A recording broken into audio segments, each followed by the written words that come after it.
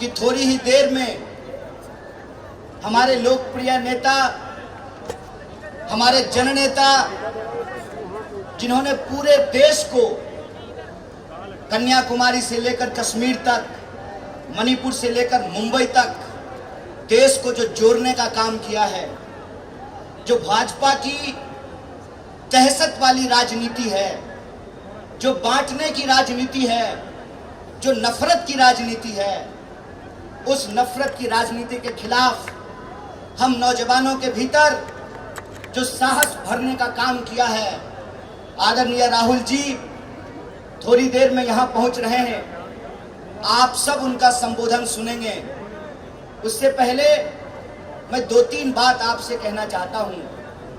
पहली बात, अक्सर हम लोग सुना करते थे कि मेहंदी रंग लाती है सूख जाने के बाद। मैं कहता हूं, मेहंदी रंग लाती है सूख जाने के बाद, और असली कांग्रेसियों की पहचान आती है मुश्किल वक्त आने के बाद। आप जो इस दौर में यहां खड़े हैं, कांग्रेस पार्टी का झंडा जो अपने हाथों में आपने थाम रखा है, यही कांग्रेस की विरासत है। ये पहली बार नहीं है दोस्तों कि अहंकारी सत्ता ने कहा हो कि हम कांग्रेस को समाप्त कर देंगे या कांग्रेस समाप्त हो जाएगी। मैं आपको याद दिलाना चाहता हूं, अंग्रेज अफसर भी यही कहा करते थे, जनरल डायर भी यही कहा करता था कि हम कांग्रेस को समाप्त कर देंगे। जिस साम्राज्य का सूरज अस्त नहीं होता था, 200 साल की उसकी गुलामी को बापू ने रघुपति राघव राजा राम, पतित पावन सीताराम, ईश्वर अल्लाह तेरो नाम, सबको सन्मति दे भगवान, ये गाना गाकर के समाप्त कर दिया। साथियों, हम मानते हैं कि ये देश के लिए गंभीर वक्त है। हम मानते हैं इस देश को आजादी दिलाने वाली पार्टी, इस देश के लिए जान देने वाली पार्टी, हमारे नेता राष्ट्रपिता महात्मा गांधी ने इस देश को जोड़ कर रखने के लिए, भाईचारे के लिए, सद्भावना के लिए गोली खाई है। हम जानते हैं कि इस देश की एकता और अखंडता के लिए देश की पहली महिला प्रधानमंत्री श्रीमती इंदिरा गांधी ने अपने लिए, देश के लिए अपने ऊपर गोलियां खाई है। हम जानते हैं कि इस देश की सुरक्षा के लिए, इस देश की एकता के लिए हमारे पूर्व प्रधानमंत्री स्वर्गीय राजीव गांधी ने गोली खाई है।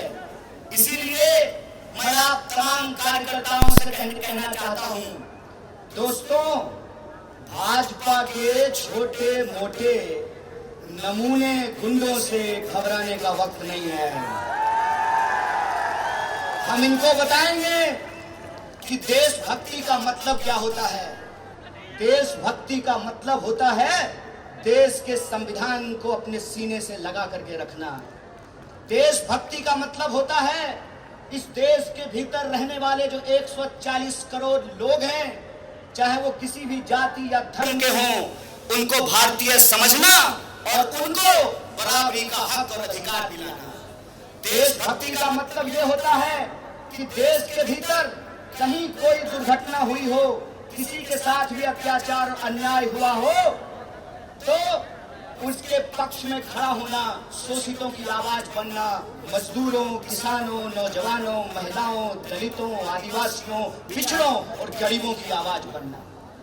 आपको मालूम है, आदरणीय प्रधानमंत्री जी 10 साल से देश के प्रधानमंत्री हैं। यमुना के इस तरफ रहते हैं नई दिल्ली में। 10 साल लगा है उनको यमुना पार करने में। मेरा नाम कन्हैया है। अभी प्रधानमंत्री जी को यमुना का किनारा लेकर के आए हैं, पूरी की पूरी सरकार को यमुना पार लेकर के जाना है। इसीलिए मैं आप सबसे ये कहना चाहता हूं कि आपने जो देश भर से प्यार भेजा है, जो मोहब्बत भेजी है, जो चिंता भेजी है, उसका मैं सम्मान करता हूं। लेकिन याद रखिएगा, भाजपा से लड़ने का अनुभव हमारा पिछले 10 साल का अनुभव है।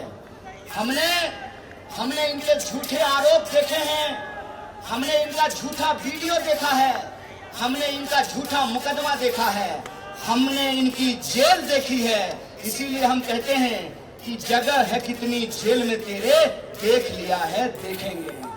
इसीलिए न्याय और हक के लिए जो कांग्रेस पार्टी का संकल्प है कि पिछले 10 सालों से देश के लोगों के साथ जो अन्याय हुआ है, उस अन्याय के खिलाफ हमने ये तय किया है।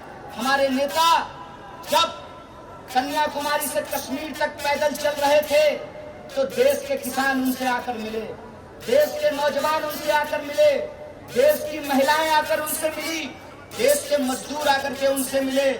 नौकरी करने वाले वो लोग, सिपाही जी इधर खड़ा थे, ए सिपाही जी इधर खड़े हैं, सिपाही जी पेंशन मिलता है? नहीं मिलता है ना। 2004 के बाद से पेंशन नहीं मिलता है। कांग्रेस पार्टी की सरकार बनने दीजिए, अगर एमपी को पेंशन मिलेगा, प्रधानमंत्री को पेंशन मिलेगा, तो सिपाही को भी पेंशन देना पड़ेगा। इसीलिए कांग्रेस पार्टी 5 न्याय लेकर के आई है। युवाओं का न्याय, महिलाओं का न्याय, किसानों का न्याय, श्रमिकों का न्याय और भागीदारी का न्याय। इस देश में रहने वाले जो 140 करोड़ लोग हैं, यह देश उनका है और उनके हक और अधिकार के लिए लड़ना, यही कांग्रेस पार्टी की पहचान है, यही कांग्रेस पार्टी की विचारधारा है। आजकल नया निजाम आया है और नया निजाम कहते हैं कि इस देश का इतिहास 2014 से शुरू होता है। मैं कहता हूं जनाब, आपका इतिहास कमजोर है। श्रीमान, थोड़ा ठीक से इतिहास पढ़िए। देश का इतिहास 2014 से नहीं शुरू होता है। देश का इतिहास 5000 साल का इतिहास है। देश का इतिहास सिंधु घाटी सभ्यता से शुरू होता है। और भारतीय होने का मतलब क्या होता है? भारतीय होने का मतलब होता है लोगों के बीच में भाईचारा होना, प्राणियों के बीच में सद्भावना होना। और धर्म का क्या अर्थ होता है? धर्म का अर्थ होता है निर्बल को शक्ति देना। धर्म का अर्थ ये होता है कि लोगों के बीच में मोहब्बत फैलाना। धर्म का अर्थ होता है असमानता को समाप्त करके समानता को स्थापित करना। धर्म का मतलब होता है अन्याय को समाप्त करके न्याय को स्थापित करना। इसीलिए मैं आप सबसे कहने आया हूँ, आज देश एक गंभीर परिस्थिति से गुजर रहा है। इस देश का सच्चा कांग्रेसी कार्यकर्ता होने के नाते वो पार्टी जो इस देश को आजादी दिलाई है, उस आजादी को बचाने के लिए जैसे हमारे पुरखों ने स्वतंत्रता सेनानी बनकर के इस देश को आजादी दिलाई है, उसी तरह से हम संविधान सेनानी बनकर के इस देश के संविधान की रक्षा करेंगे। बोलिए, आप संविधान सेनानी बनेंगे? दोनों हाथ उठा करके बोलिए, कोई हाथ नीचे नहीं रहना चाहिए। आप संविधान की रक्षा करेंगे? आप संविधान की रक्षा करेंगे तो संविधान के ऊपर हमला करने वाली इस पार्टी को हम कहना चाहते हैं, भाजपा को हम कहना चाहते हैं, अभी तो आप 10 साल के लिए शासन में आए हैं और 10 साल शासन में आकर के आपका ये मंसूबा बन गया है कि आप इस देश के संविधान को बदलना चाहते हैं। तो हम आपको कह देना चाहते हैं, हमारी विरासत इस देश की आजादी को लेकर लड़ने वाली विरासत है। हमारी विरासत राष्ट्रपिता महात्मा गांधी की विरासत है। हमारी विरासत डॉक्टर बाबा साहब भीमराव अंबेडकर की विरासत है। हमारी विरासत शहीद आजम भगत सिंह की विरासत है। और उसी विरासत पर चलते हुए कांग्रेस पार्टी ने इस देश की एकता और अखंडता को बना करके रखा। कांग्रेस पार्टी ने इस देश के लोगों को बराबरी का अधिकार दिया। बताइए, अगर संविधान नहीं होता, अगर संविधान की ताकत नहीं होती, तो क्या इस देश में हेलीकॉप्टर पर उड़ने वाला और जूता सिलने वाला का वोट बराबर होता क्या? ये संविधान की ताकत है। इस संविधान की रक्षा करना है हमको। इसीलिए हम आप सबसे ये आग्रह करने के लिए आए हैं, ये लाख कोशिश कर लें, ये लाख गुमराह करने की कोशिश करें, ये लाख आपको चाय की दुकान में, ट्रेनों में, बसों में, दफ्तरों में, व्हाट्सएप ग्रुप पर, शादी में, ब्याह में, लगन में आपको अपमानित करने की कोशिश करें, सीना ठोक करके कहिए कि हम बापू के सिपाही हैं, हमने हंसते हंसते गोली खाई है, इस देश को बचाने के लिए आखिरी सांस तक संघर्ष करेंगे। यह बात आपको पूरे गर्व से कहना चाहिए, पूरे अभिमान से कहना चाहिए। इसीलिए आप तमाम कार्यकर्ताओं से मैं कहने के लिए आया हूँ, गंभीर समय है, लेकिन कांग्रेस पार्टी इस देश की सबसे बड़ी विपक्षी पार्टी है। जब ये कहते हैं कांग्रेस मुक्त भारत, इसका मतलब ये है कि इस देश की विपक्ष को समाप्त करके ये देश में तानाशाही थोपना चाहते हैं। इस तानाशाही के खिलाफ इस मुश्किल वक्त में हम तमाम लोगों को, तमाम कांग्रेस के परिवार को एकजुट होकर के रहना है और इनको कहना है, वह पथ क्या पथिक कुशलता क्या, जिस पथ में बिखरे सूल न हो, नाविक की धैर्य परीक्षा क्या, जब धाराएं प्रतिकूल न हो। इस प्रतिकूल समय में हम तमाम लोगों को एकजुट होकर के रहना है और हमारी एकजुटता का नतीजा ये है कि पूरी दिल्ली में इंडिया अलायंस को लेकर के एक जबरदस्त माहौल बन रहा है।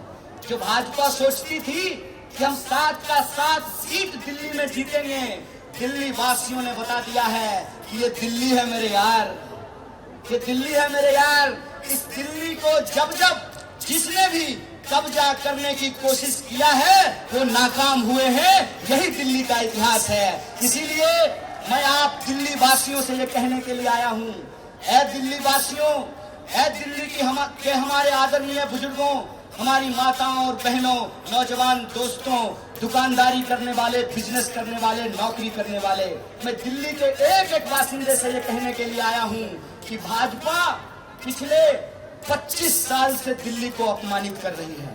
भाजपा पिछले 25 साल से दिल्ली को इसलिए अपमानित कर रही है कि इनकी लाख कोशिशों के बावजूद ये दिल्ली की गद्दी पे काबिज नहीं हो पाए हैं। आज जब मैं उत्तर पूर्वी दिल्ली में जाता हूँ, लोगों से बात करता हूँ, तो लोग हमको बताते हैं एच.के. भगत जी के बारे में, लोग हमको बताते हैं शीला जी के बारे में, लोग हमको बताते हैं जे.पी. अग्रवाल जी के बारे में। तो हम अपने दिल्ली के एक एक कार्यकर्ता को कहना चाहते हैं, मजबूती से इंडिया अलायंस के साथ खड़े रहिए। दिल्ली का माहौल बदल रहा है, इस बार दिल्ली न्याय के लिए लड़ेगी। बोलिए, दिल्ली न्याय के लिए लड़ेगी, 5 न्याय और 25 गारंटी के लिए लड़ेगी। तो लड़ेगी दिल्ली न्याय के लिए और जीतेगी दिल्ली, ये भरोसा मैं आप सबको दिलाने के लिए आया हूँ। तो आप तमाम कार्यकर्ता चुनाव के आखिरी दिन तक एकजुट रहिए और जब तक मतदान नहीं हो जाता है तब तक सचेत रहिए, सजग रहिए, एकजुट रहिए।